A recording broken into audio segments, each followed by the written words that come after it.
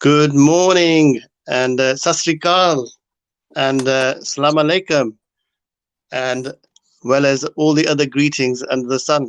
As you know, Lakhi Singh loves languages.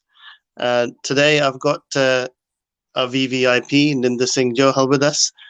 Thank you for joining us, Ninder Singh. Good morning to you. Good. What's weather like in sunny Birmingham? It's damp, it's drizzly, and then I'm going to make my way to Wolverhampton. It's probably going to be the same there. So it looks all drizzly all day today. Wow, okay, so that's nothing new for autumn weather in England this time of the year, I suppose, to be expected. No, but as long as it's not cold, we're okay, and it's not cold. Okay, good. So, right. So today we're gonna cover a very interesting topic, which is really what's really going on in the news at the moment, which is they're saying that there's a vaccine out there that has a 95% chance that you won't catch COVID-19 if you take this vaccine. So I think it's very exciting news for a lot of businesses, individuals who've got very high chances, they're high risk, and they're in lockdown. They literally have to self-isolate. So I think it is a pivotal time in a lot of businesses that have been having a huge slowdown. It's a welcome relief. So a lot of businesses, I think, over the last year or so, since March anyway, have found it difficult to get the cash flow in because they've lost the footfall. So they're not going to be able to go and actually find new business easily. Even if they went online, it's not as easy if their market requires people to be meeting them one-to-one, especially like, for example, in the luxury car business. The top end market, the very top end is really busy, but the mid end is sort of okayish. So before we go on to the main topic, I think tell us a little bit more about the week for Ninder Singh Johal. Who you've been up to, who you've been mingling with. Well, this week was just making sure the distribution was right for this. So people were ordering. Actually, we're getting a really good response now. So this week was mostly working on that in terms of not only making sure the distribution was right for this one, but finalizing the next issue.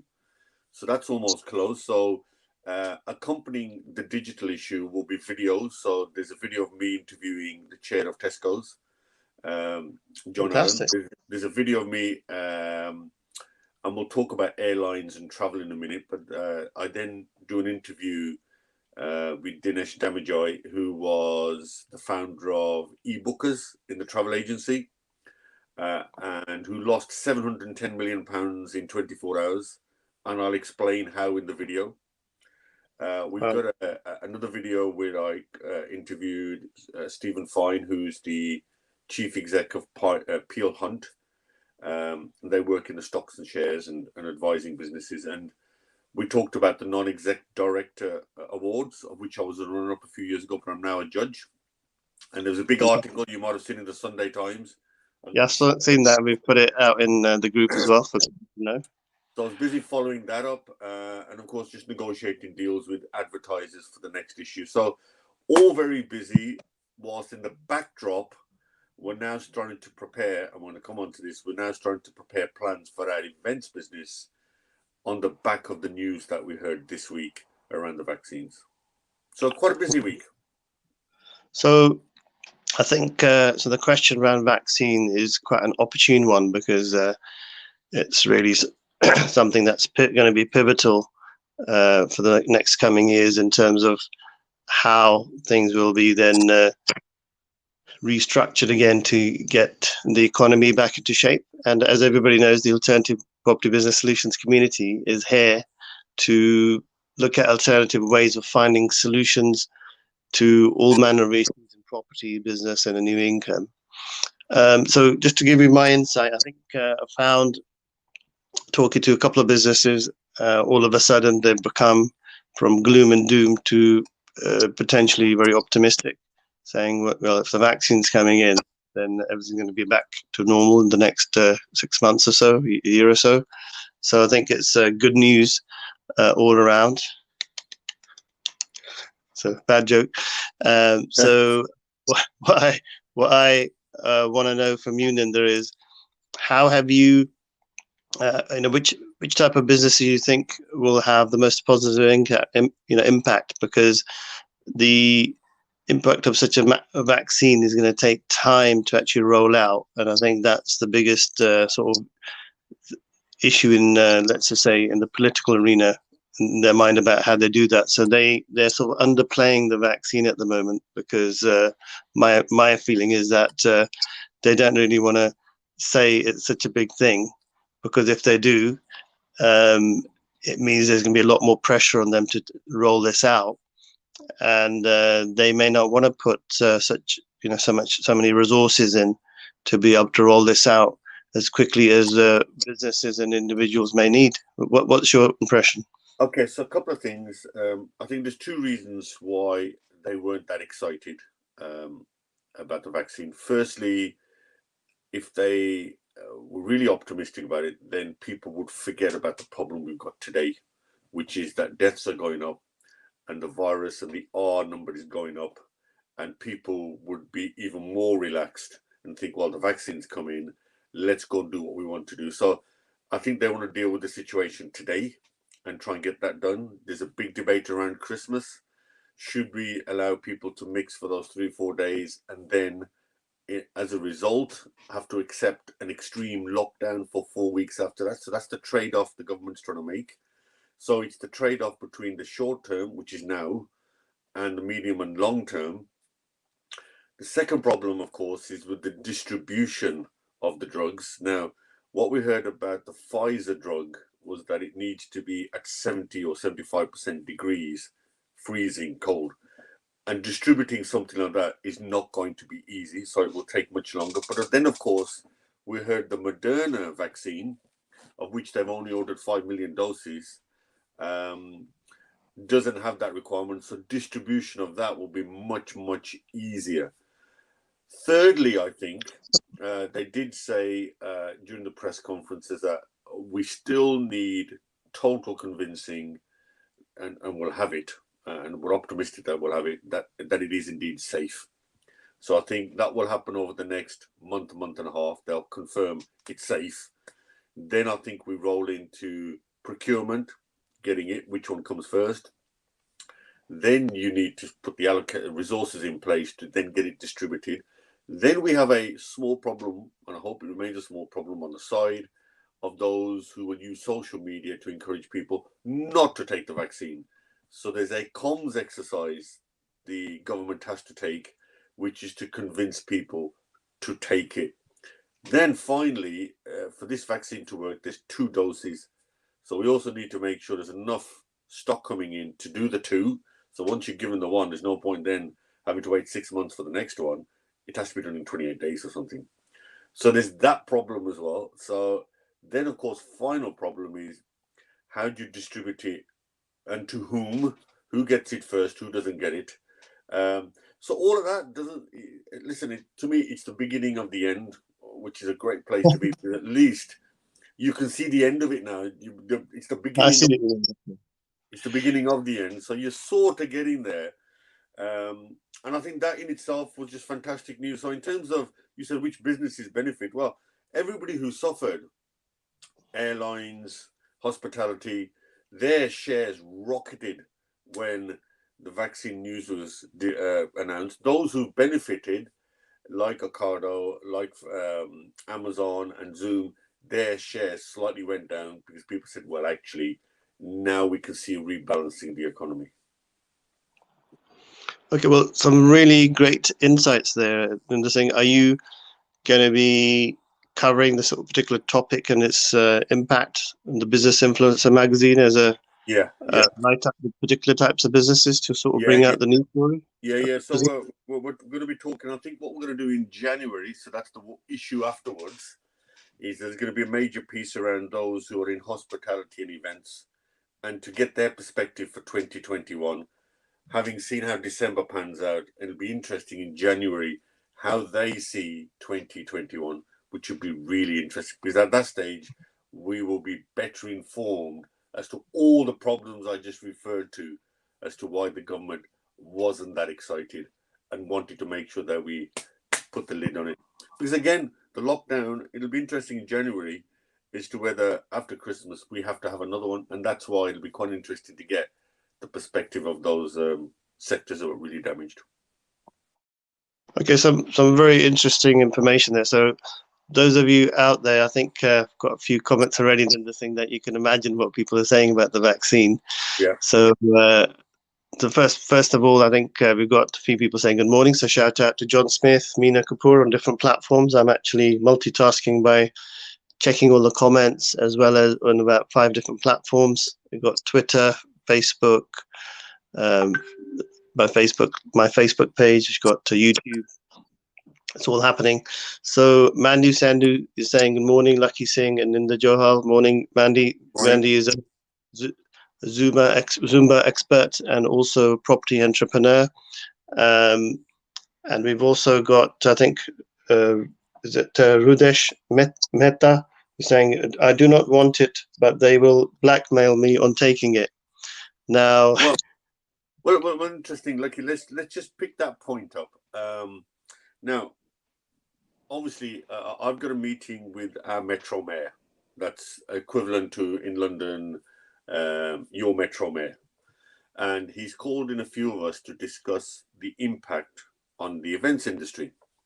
So one of the questions we will be asking, now this is a complete answer to the question you said, is will we as event organizers, so if I've got a big show in the Park Lane Hilton, which we had to cancel, which hopefully we'll be doing next year, is will we be required to ask people like Lakhi Singh, who walks through the door, are we going to be required to ask you, Lakhi Singh, can you prove to us you've had the vaccine?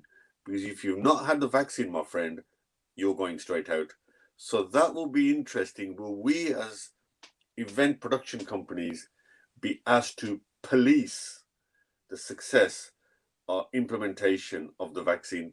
I'll give you an example comparable now. Certain shops you walk up to with no mask, they won't let you in. If you go to, do you remember the time when the pubs were all running? You had to go in and sign your name and address to prove who you were. So my question will be around the vaccine. Will we as organizers, once we're up and running, will we be the extended police? And will we be asked? And therefore, will everybody, if they want to enjoy the full life, will they be asked to have the vaccine? And if they don't, will they not be allowed into certain events? And that's the rumor I'm hearing, that certain big events may need that proof. So that's the kind of clarification I will be asking for. So I think getting clarity on the vaccine, excuse me, is going to be very important in terms of its rollout. And I think there are, you can sort of say, lots of idiosyncrasies in terms of how things need to happen at a very day-to-day level, because it's all well and good having a solution with a vaccine. But the question is, I mean, you've got a 65 million population. It's not like a couple of people. So how do you have the highest impact in terms of getting it out there in a structured way? And how do you prioritize which way around you do it? So I think there's going to be some strategic thinking, I think, by all the SPADs in Parliament. They're called special policy advisors, like is it Alistair Campbell? I think the guy that was actually a big advisor to Tony Blair. So they are the ones that actually really help to decide, because they will have teams of 40, 50 people, 100 people doing research, providing reports to tier 3, then tier 2, then to tier 1. And then there's reports will be coming up to MPs. Now, the question is, sometimes the simplest things can be made the most complicated. But I'm not really looking for an answer from you in this thing, because we're not really here to provide the solutions. I think me and you got together and looked at it in a particular point of view, we probably find the solution anyway, because if you're a person who's, let's just say, just having a straightforward business or a straightforward life, you're more likely to probably see all the day-to-day impact of what's going on. So I think them having focus groups from different audiences will probably help. What's your thoughts? I think focus groups are probably the simplest way of actually them understanding really the type of impact. So from different types of business sectors, health organizations, and actually having quite a good understanding or compilation of all the issues, and then trying to look at a clever strategic way of doing it. Probably the way forward, I should think. Yeah. I think this will be mostly a discussion between government and the health authorities, because they're the ones who are going to deliver the vaccine. So I think it'll probably be mostly with them. I think what the government hasn't done for some time now, in terms of economic infrastructure, it's never really spoken to business as much as it should do. And I think maybe the one thing it might learn from having just done what it's done is that going forward, it needs to talk to business generally about economic growth and about how to structure the business going forward. And particularly when it comes to paying back for all the money that's been spent on the vaccine. So is it going to be through taxes? What type of taxes? What kind of skilled people do we need going forward? What kind of infrastructure products do we need forward? What kind of skills? What kind of education? And what kind of investment? So I think the role of business is going to be very important for the next 3 to 5 years as we recover from really what was an huge unseen disruption to the global world trade.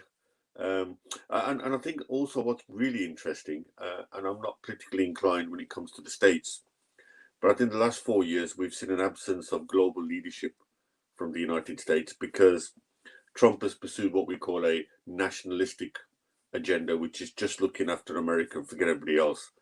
And that's been apparent in the way the world has dealt with the pandemic. If you compare it to 2008, when we had the financial crash, all the central bankers and all the leaders dealt with it together, and there was almost like a global solution to it.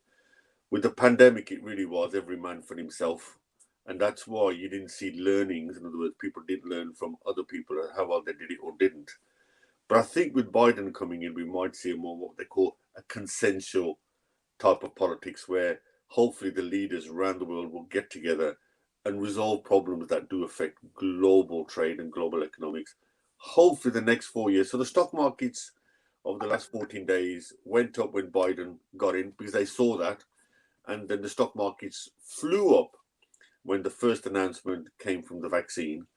And then it slightly went down when they realized, oh, bloody hell, 75 degrees, that's quite hard. But then again, when Moderna came in, that was quite good. And of course, in the UK, we've got our own Oxford and AstraZeneca, I think they're called. Theirs is going to come through as well. So listen, there's going to be a number of vaccines coming through. As I said earlier, it's the end. It's the beginning of the end. So I think we should all rejoice and look forward to a great 21 and a fantastic 22. So I think everything is on the up now from a pandemic point of view, in terms of it's finding some sort of final resolution, because I'm sure everybody's at the end of their tether in terms of living some sort of apocalypse. I have to say that in Punjabi. Said that very well. You said that very well. Apocalypse type life, where they're literally going out and living something like a bad movie, a cheesy movie. So I think for them to go back to normal, having knowledge that there's a solution out there, I think there's a sort of welcome relief for a lot of people I talk to. So a lot of people, I think, somewhat were humbled by what's happened and probably thought, okay, well, where are we? What do we do? And they were left somewhat sort of not really knowing what's going to happen, and just literally holding fire and doing anything. But now I think noticing a lot of confidence. There's a gentleman that I've been talking to who does a lot of, he had a 40 million turnover business shipping cars to and from China, doing a lot of import export. But business during the Trump Trump years went down to almost zero because of the very insular approach to business by Donald Trump. Now that Biden's come in, again, that's actually had a major impact. He's now, already thinking of a few, 2 or 3 million turnover, and the optimism is returned. And that's actually just in the sort of the luxury sort of car industry, or the top tier type car industry. That's actually he was involved in. Now, from a import-export point of view, I think you've got two major things that have happened in the last just a few weeks. One is finding a vaccine. The other is also Biden. I think they're both pivotal to which way things are going to go now. But what is really peculiar about the whole situation is that it all comes down to human and market sentiment. But the reality is that there has been a huge amount of suffering whilst people have been in lockdown, whilst you've had furlough, whilst you had businesses inoperable. Now, obviously having optimism that things are fixed is obviously temporary. The question is the midterm damage based upon lockdown is still there. How will that get accounted for? My view on that, give you my opinion on it before we ask Ninder Singh, is that the governments literally had to pump millions to be able to deal with the problem. And now the vaccine's here, they're going to have to pump out millions to solve the problem. So as far as I'm concerned, they're already skint because they're just printing money that they haven't got, which is it's sort of like a bit of a sweeping statement. So my view is that for about a year from now, we're going to see a huge slump because we've got a double dip recession because the damage has been done. Coming out of it, I think the pandemic is, you could sort of say, a health issue, but the writing was always on the wall for the UK economy in terms of boom bust cycles. So this is something that was inevitably happening anyway at this juncture, probably maybe not as drastically, because it's the straw that broke the camel's back type analogy. Would you agree with what I'm saying? And then what's your view? Yeah, I firstly agree. Look, people were saying that the markets were what they call frothy. In other words, they were a bit too toppy, and people did wonder when it was going to get reset. In other words, when was the boom going to come to an end? And of course, Trump was relying on that boom to continue to get him through to the next election, because the US markets were doing particularly well. But then, of course, the pandemic came, and that did the readjustment that you referred to. In terms of where does the government go going forward, well, it has to reset now the economy. Yes, it's borrowed a lot of money, but what you've got to remember is interest rates are incredibly low, almost zero. So it does have that capacity to borrow and to pay back at a really low rate. How does it pay for itself in the long term? Well, if it rushes out a series of taxes, that's not going to work because everybody's on the floor at the moment. And most people will have got losses, not profits. So I don't know who you're going to tax if they're all making losses. So I think the only way you can get this sorted is to grow the economy, grow it to such an extent that it starts to become profitable. And then you can start taxing. And then people are in the position to pay it. Don't forget, we've got another unknown coming in another, January, month and a half, called Brexit. And Brexit, it'll be interesting how Brexit pans itself out and whether they're able to get a deal or not, and how businesses respond to that. So there's yet another shock to come to the system. How do we get to a place where we're profitable? Well, consumer confidence is very important. So we want consumers to go and spend. Most people during furlough have been harvesting their money, in other words, locking it away because they've not been let out the house. So they haven't really spent it. Public transport's hardly been used. I know your London Tube has been bailed out a couple of times and are asking for more money. The trains are quiet, the buses are quiet. All of these state industries and private operators in transport have suffered. So we need to get them to be more confident. We need people getting onto public transport and spending money, going into work and spending in the city centres. Once you start to get the spend, consumer confidence is up. What follows is then business investment. People start to invest knowing that the future looks brighter.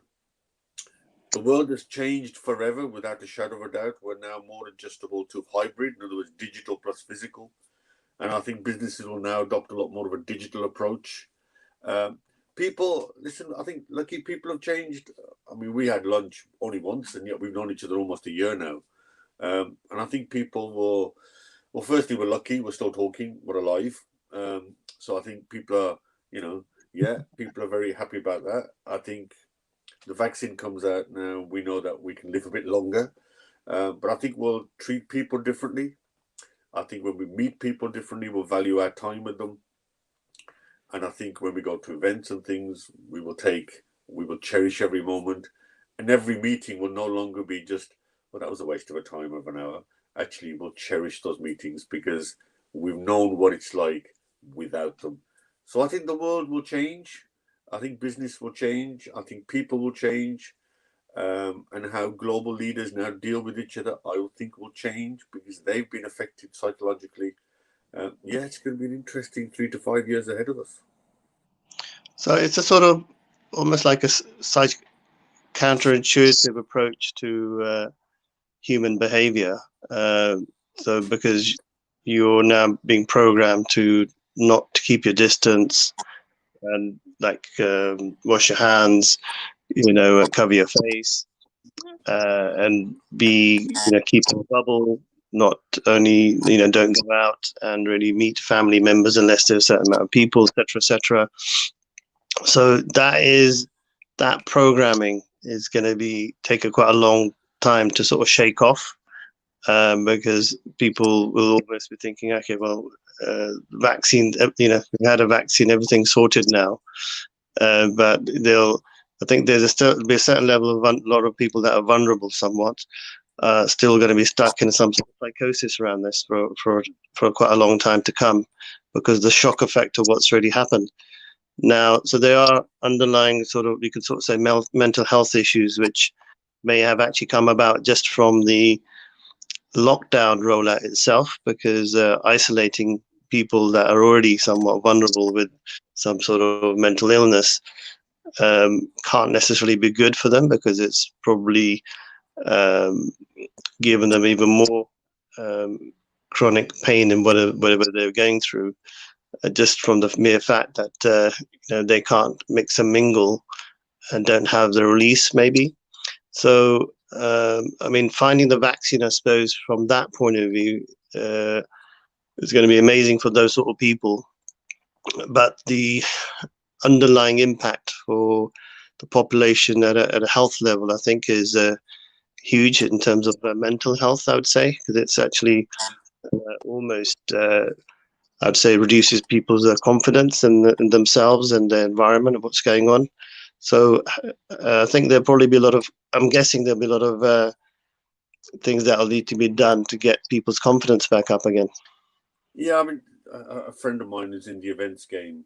He was looking for some funding, and this about a month ago, and nobody would give him that funding because they said you are in one of those vulnerable sectors where we have no idea when you'll be back up and running, and no idea when you'll be able to pay. It takes me back to 2008 when everybody pulled out a property, and if you were going to a bank with a property deal, they did not want to know, because that was seen as one of these sectors that the banks just pulled out of. So it'll be interesting how finance is affected, who they think they want to lend money to and who not to. I think from a property perspective, people won't be going into work every day like they used to. Potentially maybe 3 or 4 times, or maybe twice a week they go. That means where they want to live will now change.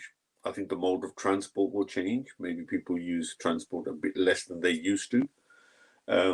I think what houses will look like will change. Demand for certain types of houses will change. I think the nature of jobs will change. I think how we do deals, international and local, will change. We're going to be more adaptable. We're going to accept Zoom. I think international travel will go down because I think a lot more people will now do Zoom because they were forced to. Now it's almost a part of their life. So it'd be interesting how the airlines recover from business travel. I'm certainly more happy to do Zoom interview in discussions with people in India, South Africa, Pakistan, which possibly I and they probably would have never ever thought of doing. So I think, yeah, life 100% will have now changed, and I think the most interesting one is for those who've just graduated or just left school and universities, how the government looks after them. And I'm a bit more optimistic than I was a week ago, in fact, before the vaccine came out, because you suddenly saw a whole generation that might have what we call a scarring effect. They're scarred for the rest of their lives from an employment perspective. But the vaccine news really was huge news. And as I said, it's the beginning of the end. We just now have to be patient. I'm just thinking, did the news, which date the news actually came out on? Was it just near Armistice Day, wasn't it? Yeah. Armistice Day, I think, was Wednesday. Then I think a couple of days afterwards, isn't it, or the day after, the 12th of November, I think it came out. I think it was, yeah. I can't remember now, but yeah. So anyway, that's a historic moment. Although you've had a couple of different vaccines come out within the days of each other, which is. That was interesting. Was Trump thought it was all set up, that the news only came out once the votes had happened, because he quite interestingly argued that if the vaccine results had come out before the election, might have swayed the way the votes went. But listen, neither I, you, or anybody else can comment on that. We have no idea. Well, I think there's a big difference between winning and losing, and then you can't really control tactical things. They unfortunately, it's probably not done enough to be able to win it. So need to sort of know how to play the game better, unfortunately. Okay, so the other topic we're discussing today is how to. I mean, now business is likely to come to normal. There's quite a few things going on. So I had 2 points that come to mind. I'm very fluid when it comes to topics in the morning. So literally, I usually think of a topic within about a minute before we better start. So the first point is that I've got 2 points of view here. One is that I don't think that the vaccine is going to be able to be quick enough to counter a lot of deaths. I think we may even get the double amount of deaths that we've had in the last 8 months prior to the COVID actually kicking in. Now, the reason I think that is based upon my understanding of what's going on, because the COVID-19 is no different from in terms of how it spreads to a common cold. So had the virus been found in, let's just say, November of 19, we would have probably had a double death rate, because it would have actually spread a lot quicker, because of the weather itself is actually more conducive to spread. So now we're in November. The virus is still, let's say the virus has now come back up again. I can't see it getting any better because of the nature of viruses in the winter time, from November, December, January, February. So I think it's inevitable that death rates are going to go up based upon just